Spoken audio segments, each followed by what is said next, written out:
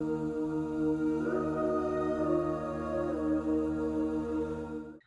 up, fellow nerds, and welcome to Not Your Status Quo's retrospective review of Avatar: The Last Airbender.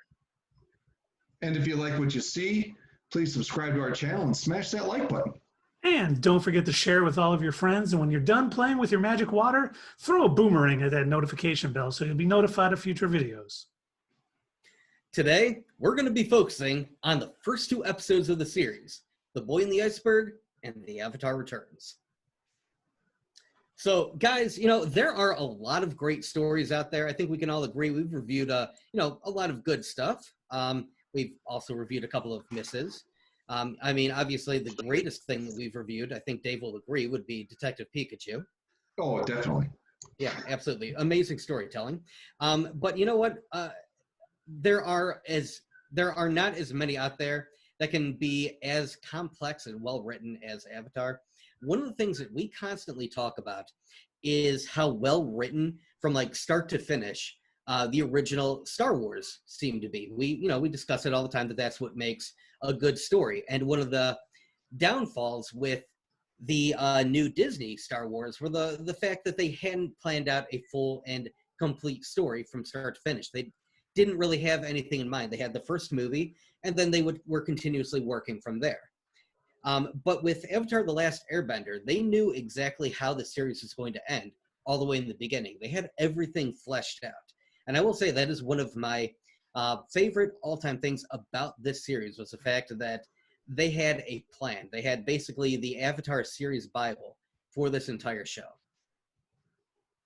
I love it when they come at you at first with a complete story. Like Lord of the Rings, that was great because they didn't say, oh my God, the first one did so well, we're going to make another one. They had a full story. That's what they did here. I like it so much. Yeah, and honestly, this is my first time watching it. I have not seen it before we started doing this review.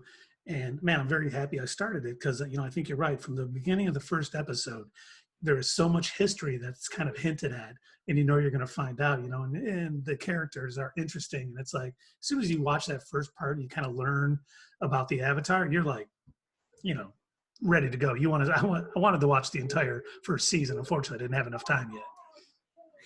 Yeah, absolutely. No, I totally agree with you. To be completely honest, when it originally premiered in 2005, I didn't even watch it right away. I kind of I chalked it up as just another cartoon series on Nickelodeon. I was already graduated high school by that point. I was working a full-time job. I was working a part-time job. I was in college. I didn't really care. I wasn't the target demographic of this show, in other words. And so when it was advertised, I just kind of like, whatever. It's probably nothing. And I remember late one night, I was sitting on my compact computer with my AOL dial-up internet, and I remember seeing on iTunes they were offering the first two episodes for free. I was thinking, oh, okay, well, why not? I'll check it out. Okay, I don't. This way, I don't have to pay 99 cents for an episode, which was pricey, So I downloaded the episodes, and I was like, wow, I was hooked, just like you said, Keith. Yeah, like those first two episodes, there's so much lore and so much backstory, and the way they lay everything out, I was hooked almost right away. And now I understand. So when it originally premiered in the United States on February 21st in 2005, they had 5.6 million viewers. And I can see why. I did not know that. Yeah, that's a huge draw. But I get it. If people were, ready for it, understanding what it is, it has, a lot of different things that have influenced it, but it's its own story. It does such a good job of weaving influences in without downright stealing from it, and they do, like Doug said, they had this whole thing planned out. So it's immediately known that, man, this is going to be, engaging and rich. And I can't wait to see more, honestly. Yeah, so during that time frame, the two biggest popular franchises at the time were Lord of the Rings, which, Dave mentioned, and Harry Potter. So one of the things that the creators wanted to do when coming up with this series was try and create some sort of magical universe that wasn't driven by a wizard that spoke with a British accent. So that was kind of like their ultimate goal. They wanted to, well, yeah, that was like what they were trying to do. And so they thought of, you know, inventing a world with a lot of Asian influences. That was like their first goal for, you know, first and foremost. So when they're trying to pitch a show to Nickelodeon, they were trying to come up with, okay, we know what we want to do. We want to create this, you know, this Asian influenced world, but we don't have anything fleshed out. So it took them a while of basically going through all of their sketches. And Keith will put an image up here in a moment, but the you know, basically inventing what, you know, becoming what would be Avatar was a sketch of a little old bald man with his half dog bear and a robot monkey called Momo the Third.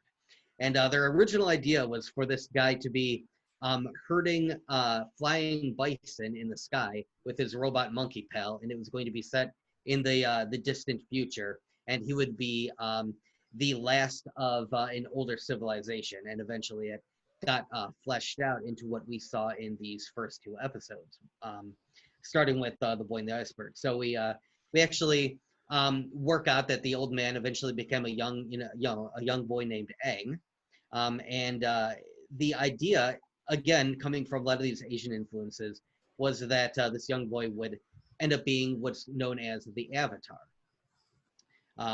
And what they decided to do was to take this map and split it up into these different nations. And they open up the episode. So the very first episode, it actually gives us a little bit more of a plot dump, and then they condense it for every future episode. But it always starts with explaining all of the elements, very akin to maybe, you know, Captain Planet with their, you know, earth, fire, water, wind. But anyway, so they do that here in Avatar, starting with water, earth, fire, air. And they kind of, you know, give a brief rundown, and they let us know right off the bat that this show, intended for kids, is set in a war-torn world. So Yeah, and you know, you talked about, you know, some of the Asian influences. There's also sort of some, you know, Hinduism with the reincarnation of the Avatar, and he's, you know, jumps from each sort of element to the next element. In that time, I was really kind of taken aback when they were kind of talking about that. I'm like, wow, that's really deep for a kids show to kind of start delving into that, and very impressed. I really liked how they, right from the start, they showed, they did a good job of showcasing, you know, their abilities right from the start. Katara could do, was waterbending, Airbender was, you know, airbending, and you know, of course the Fire Nation. I think they displayed that really well, and they kept it light. And aren't all those based on actual, you know, martial like arts. martial arts? Yeah. Yeah, absolutely. So that was another really cool thing about this show. They wanted to make sure that everything that they did for this series came from something. So every time that you see Chinese characters, these are all from the ancient Chinese writing style, and they actually had several translators coming in and making sure that it wasn't just gibberish. And the same goes with the martial arts. They had martial arts masters come in and actually choreograph each move. And each one of the nations, they have a specialized martial arts style just for their type of bending, their elemental bending. So we're not going to find out in this series specifically exactly what drives, you know, what differentiates bending the element from just using the element. We won't find that out until like way later on in like the sequel series. But yeah, it's actually that martial arts style which actually makes it bending the element. So otherwise, as you noticed with Katara in the opening, just when she got angry, it was almost like a telekinetic thing. She was breaking the ice. She was moving the water. So it's the actual martial art movement that actually allows her to control the element and move it the way that she wants instead of just her emotions doing it. Yeah, that's, I mean, I did not know that. I'm kind of looking forward to seeing all that develop. It's definitely, it's nice that, one of the things, and I think it's in the first episode, where they decide that they're going to go to the other pole to find an actual waterbender so they can both learn. It's like she has this ability, but she's never been trained. So it just pops up at inopportune times, and she's trying to learn to control it a little bit. But, she knows that she needs someone who is a master at it to really learn it. I thought that was kind of cool. I thought it was kind of cool. When he was angry and became the Avatar and floated up in the air, and she had to talk him down, and then he realized he had reined it in too, And that's another thing I was going to say about the Firebender. He's kind of like a Darth Vader type in the way that he's impatient. He's looking for a shortcut to be all powerful. When his uncle, he just wants to get there. He doesn't want to learn how to do it. He just wants to be there. Yeah, that's a real other incredible element of this series is the character development. And in these first 2 episodes alone, we get so much character development, and we get introduced to the main people that we're going to be spending the most of our time with in this series. We've already mentioned Katara. She's our main waterbender. And she's one of the first people that we're introduced to. Her brother, Sokka. He is one of the only males left in his southern water tribe. As is explained in the series, Katara and Sokka's father, along with all the other men of the tribe, ended up joining the Earth Nation the Earth Kingdom to fight the Fire Nation in this war that we are talking about that has been going on for over 100 years. But yeah, so we know that right away that some people have the ability to bend, others don't. And to me, again, I feel like this is kind of a nod to the Star Wars universe where some people can control the Force, others can't. Katara, although like what Keith mentioned, she doesn't really have control, but she has these abilities. Sokka does not. And he's definitely, he's almost a bit of a skeptic with his line of, stop playing with your magic water.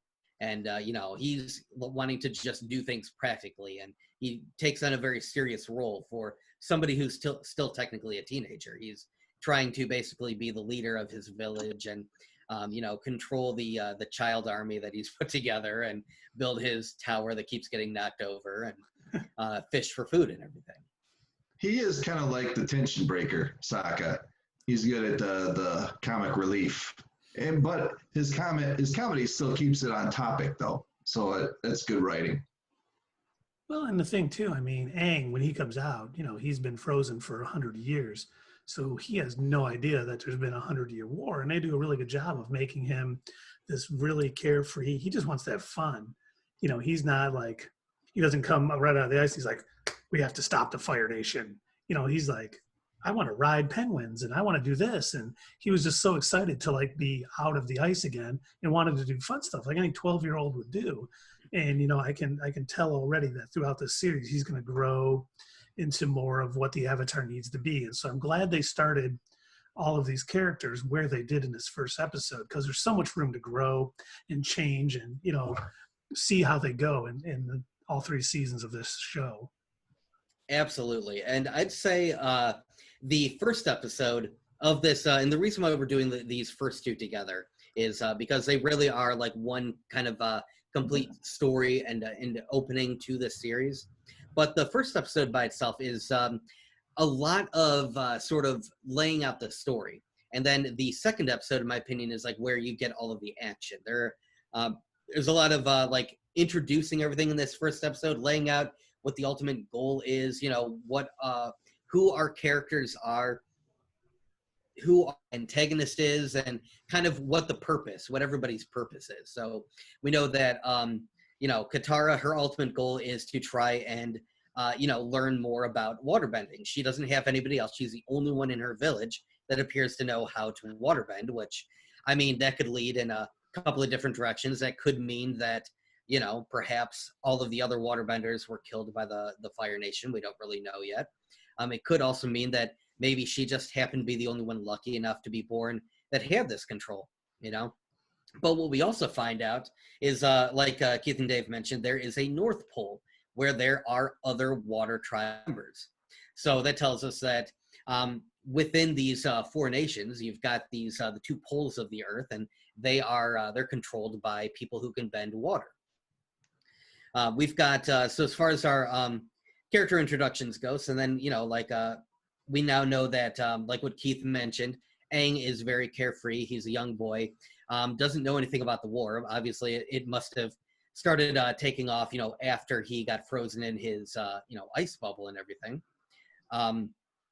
We also find out he kind of mentions offhand, well, why would there be a war? I'm friends with everybody all over the world. I even have friends in the Fire Nation. And it's almost like he finds it very difficult to believe until Zuko shows up with his Fire Navy ship. Well, and when he said that too, I immediately took that, this is going to be not every, warrior in the Fire Nation is bad or evil, because it had, especially in this day and age, it had such a sort of fascist feel to how the Fire Nation is. And it's good to know that even in the Fire Nation, there's going to be people who, don't wholeheartedly believe in what they're doing. So I'm assuming they're going to find allies within the Fire Nation. Now, there was one line on this show that is very close to something was said in Star Wars, but it's true of all dreams. And I wanted to point out exactly where the Avatar and Aang and Katara were when that happened, but I can't remember. So I'm going to have to look to you guys for that, but I'll just give you the line. When he says she's afraid to go into the wherever they're going into, it might be a temple, but oh no, it was a ship. And he says, if you want to be a bender, then you have to let go of fear. And I'm like, that's very Yoda, man. That's right on. Yeah, that's also, I'm actually glad that you brought that up, because that's also a bit of an introduction into the overall philosophy of the Airbenders, as we're going to find out as the series goes on. The Airbenders have that kind of, creed. They're considered the Air Nomads. They don't all stay in one area, and that's why Aang makes mention of the fact that he's been all over the world and has friends all over the place, because he doesn't seem to have, nor do any of his people have, one central home. They go between several air temples, or maybe crash on the Earth King's couch or something. But that's generally their overall philosophy. And even Prince Zuko, he makes a comment when he's talking about you probably as an air nomad know nothing of fathers, being raised by monks. And again, this is just a little bit more world building. We've got this idea that Aang is very aloof. He's very carefree. He's got this philosophy that you need to let go. You don't need to have attachments. And so, we find out that they don't really have parents as we would, define them. They're kind of, it's sort of like a communal raising of all the young air nomads.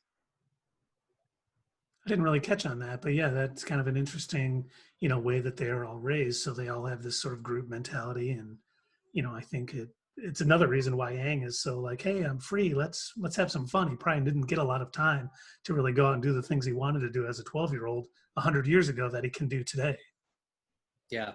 And I'm also glad, Keith, you brought up the whole kind of fascist aspect of the Fire Nation. That is entirely what they are. And we'll find out later on as we go through this series that that's exactly the kind of environment that a lot of them are raised in. Ever since this war started out, in fact, the entire idea of starting a war was very nationalistic. It was started with this idea that the Fire Nation was better than all of the other countries and peoples, and that in order to share their greatness with, and this is an actual line that was uttered in the show, in order to share their greatness with the rest of the world, they would have to force it upon them. Wow. Yeah, so we don't hear about this right away. We do know that, Zuko and Iroh and the soldiers that are aboard that ship, that they're all from the Fire Nation, but we don't really know, as far as where they are in the hierarchy of it all, where they are as far as it seems like Zuko's main goal is to find the Avatar. That's his kind of like one horse blinder goal that he's, and he mentioned something kind of offhanded as soon as they had Aang in captivity, set sail for the Fire Nation. I'm going home. And he says it with like, I haven't been home in so long. And even Uncle Iroh says at one point when they first see the light, as Aang breaks free from his iceberg, he says, head towards that light. That's got to be it. Finally, and Iroh says, this again, we've gone down this path many times, Prince Zuko, as if they've been doing this for years. Yeah, and one thing that I was very intrigued by is Zuko when you first meet him and he's got that scar like above his eye. Another thing, as soon as I saw it, I'm like, I wonder how that happens. And I now know, what happened. They kind of hint at it, I think, in the third episode. But now I was immediately drawn into this character because, hey, there's some story I don't know about him, and I can't wait to find out. And they did that. They left enough out there so you want to see more and more about this. And the characters are just every character is so well done. No one's, fully evil. Like I look at Zuko as he wants to, impress his nation, and he's not really an evil person, but it's so ingrained in him that, they got to get the Avatar to fire. And like what Doug said, we got to force it on them, our greatness. And that's how he sees it, because he's known nothing else. And I'm looking forward to seeing more about him and his growth throughout this series. Yeah, I look at him as like, I obviously know past the first 2 episodes, but I look at him as like, there's something going on there underlying that why isn't he with the Fire Nation? Why is he out there on his own? And he's just got to do some, redemption, and that's why his only goal is to find the Avatar, because he feels that'll get him back, that'll get him back to respectability where he was, Yeah, absolutely. That's definitely what I think his ultimate goal is. It's just it's very based on this idea of he needs to reclaim some sort of honor, at least what he perceives as honor in his mind. It's definitely like his ultimate goal. At this point, I don't really know if we have enough of a character development on Iroh yet, except for the fact that he's like my favorite uncle. I love him already. I love the fact that he's just really chill, really laid back. He seems like he's powerful enough to the fact where he is able to command the other soldiers aboard the ship. And he's also able to basically calm Prince Zuko down. So I am, looking forward to, as we continue through these episodes, to see where that takes us and learn more about his backstory as well as Zuko's. And also, yeah, I'm glad that you point out the idea of the scar. So fun fact about that, the idea of that originally was just to make him a villain, because they decided, well, every villain needs to have some sort of face scar. And that wasn't even a part of the original story as to how he got it, until they were like, we should probably come up with an explanation for that. But yeah, the original idea was, well, he's a bad guy, he's got to have a scar. Well, I'm glad they did that, because the best villains are the ones that aren't pure evil. He probably thinks what he's doing is the best for the world, and it always works out better for the story when that is the case, instead of just being, this pure evil being that just is evil. Unless you're the Joker, because Joker's got no agenda. He just loves chaos. I was gonna say, he's not necessarily pure evil. He's just chaos. He just loves chaos. Yeah. So Dave had brought up something a little bit earlier. He had mentioned Aang's lack of control when he, starts glowing. So we end up finding out later on down the road. We're not going to hear this term quite yet, because it's not understood exactly what is happening with Aang when he starts glowing like that. But he actually mentions to Katara early on. She asks him to teach her how to waterbend, and he goes, well, yeah, I'd love to, but I'm an airbender. I don't know how to waterbend. But all of a sudden, when he's under attack and he's, in danger, all of a sudden something sort of takes over, and his eyes glow and his tattoos glow, and he, flies up out of the water, and he's able to now bend water. And so we'll learn later on down the road that this is referred to as the Avatar state, and that this is basically a mechanism that sort of takes over the Avatar and allows him to control at a cost all of the elements. But as we saw, after he uses it, he's completely drained. He's almost useless after that, and he needs time to recover, because it uses all of his energy just being so out of control like that. But I was mentioning to the guys before we started this review that the creators of this show, they got a lot of influences, not only from anime and everything, but from, other mediums. And one of the anime that they actually got that idea from, the glowing eyes and the tattoos and everything, that actually came from an anime from early 2000s, so that they are inspired by. Most people in the U.S. know it as Fooly Cooly, but it was spelled out FLCL. So if any of you guys have seen that, you'll know what I'm talking about. In the last episode of that series, our main protagonist, if you can call him that, it was all kind of muddy water as far as that show goes, but I'm not going to get into that. He ends up, as he's being, taken control of by the being known as Adam, his eyes and hands and everything glow as he's, being taken in control and exercising his full powers as well. So I thought that was kind of a cool nod for, that time frame. People probably got that. Yeah, I mean, I didn't. I had not seen that other one, but I was just, and as soon as because Zuko knocked him in the water, and then when he was like drowning, and all of a sudden, he starts waterbending, and his like arrow starts glowing in his eyes, and I'm like, okay, this is rather interesting. What's going on here? And it was nice that it kind of saved him, but he doesn't have control over. It's nice. He's extremely powerful, but he doesn't start this series, as like Gandalf the Grey. He definitely is going to learn throughout this how to use his powers. And I don't know if he ever gets the Avatar state under control, since I haven't seen all 3 seasons yet, but it's definitely very cool to see when he kind of takes on this sort of all-powerful sort of time. And it's needed that after he's out of energy, because, he needs a weakness. Superman has his kryptonite, he needs something. If he goes into that, after that, he's extremely vulnerable. It's kind of like the Avatar state protects him until he can get to the point where he can control it himself. That's a good point. Yeah. So we mentioned, that when this premiered, it premiered back in 2005. We didn't mention who directed these episodes, though, and a lot of you guys who have watched our episodes on the Clone Wars, you should recognize, and also our reviews of The Mandalorian, you should recognize this name. These episodes were directed by none other than Dave Filoni. So what did you guys think of that? I loved it. Oh, yeah, I thought it was going to be incredible. Dave Filoni, I haven't seen anything from him that I didn't like. He really knows how to put the story together. He did a really good job with this one so far. I've actually jumped way ahead. I'm 9 episodes in. Everything I've seen from him has been good. Yeah, and the thing is, I didn't even know he did it. I turned on the first episode and I was watching it, and when it said directed by Dave Filoni, I was just like, yes!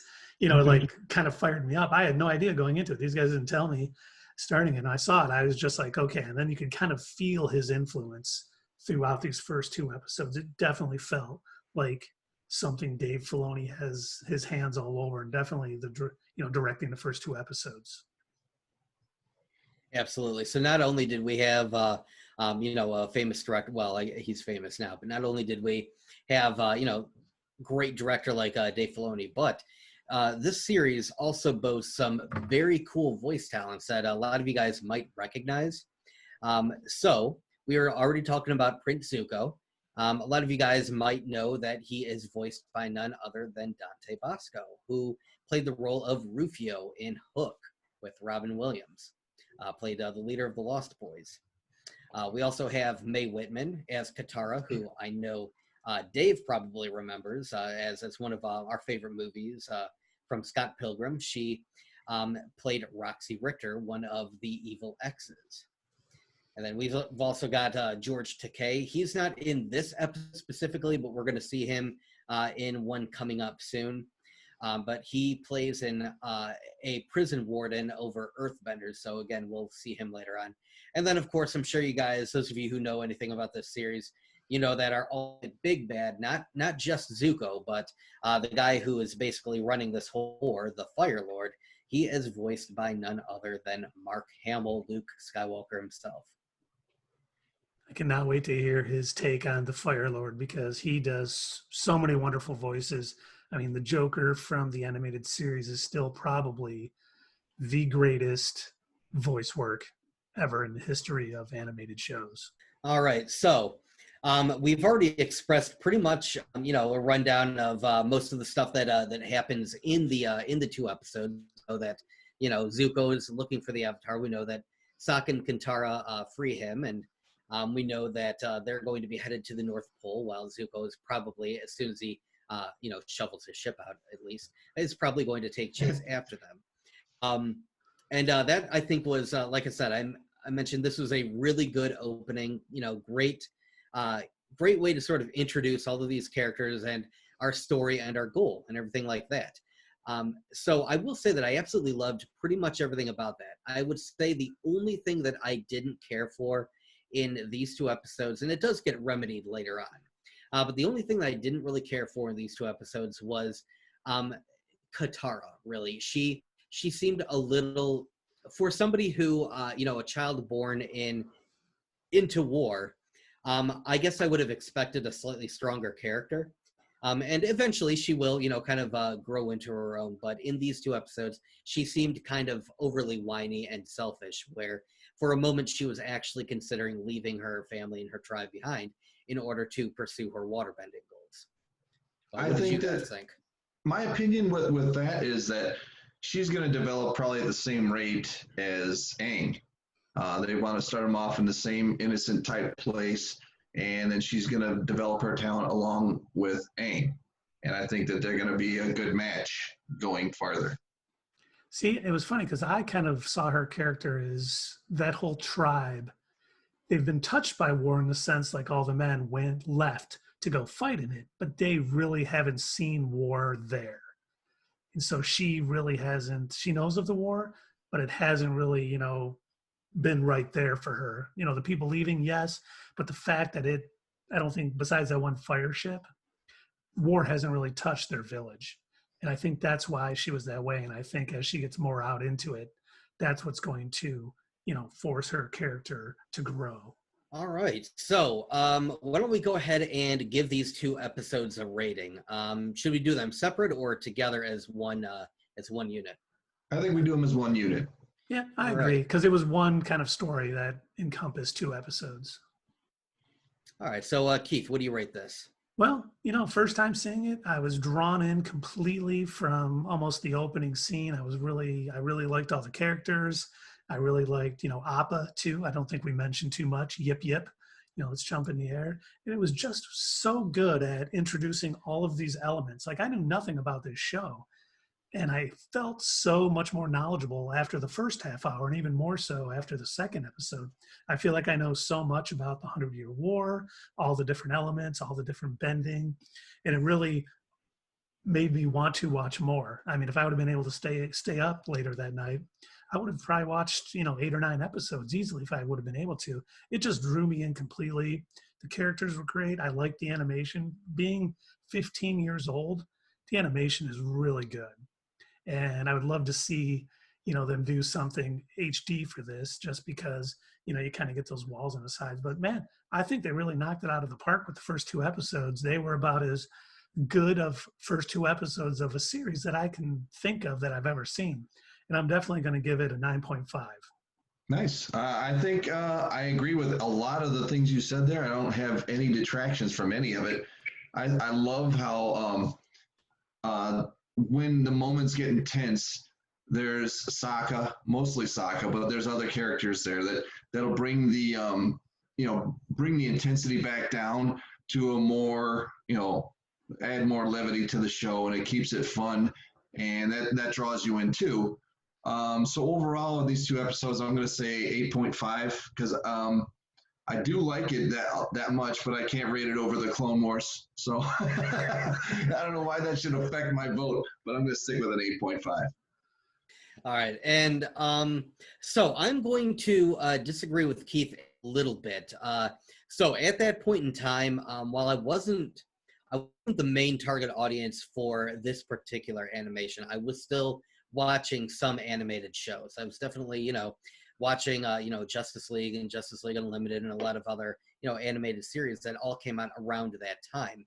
And for pilot episodes, I guess I would have expected the animation to be a little bit smoother. I understand why they put it in standard definition instead of high definition. I get that, you know, most people at that point in time didn't have widescreen TVs, so that doesn't bother me too much. I can get over that. And in fact, the anime that I had mentioned earlier, Fulukuli, that was also in standard definition. But again, that anime, which came up before Avatar: The Last Airbender, even smoother animation. So I am going to knock off a half a point for that because it does get better, but in these first two episodes, it wasn't as smooth. It was still a little jagged here and there.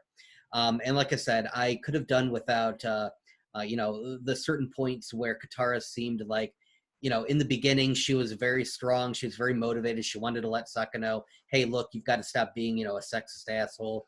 You know, but then at the same point, she's going to be, you know, kind of whiny and selfish. So I'm going to give this just a straight 9 out of 10 instead of a 9.5. But I will say this, I think it does get better down the road. And as you guys are, you know, continuously watching our reviews, you know, let us know what you think in the comments below. Tell us how you would rate this. And let us know if there's anything that we might have missed, too. If there's any little Easter eggs or any, you know, voice actors that maybe we forgot to mention.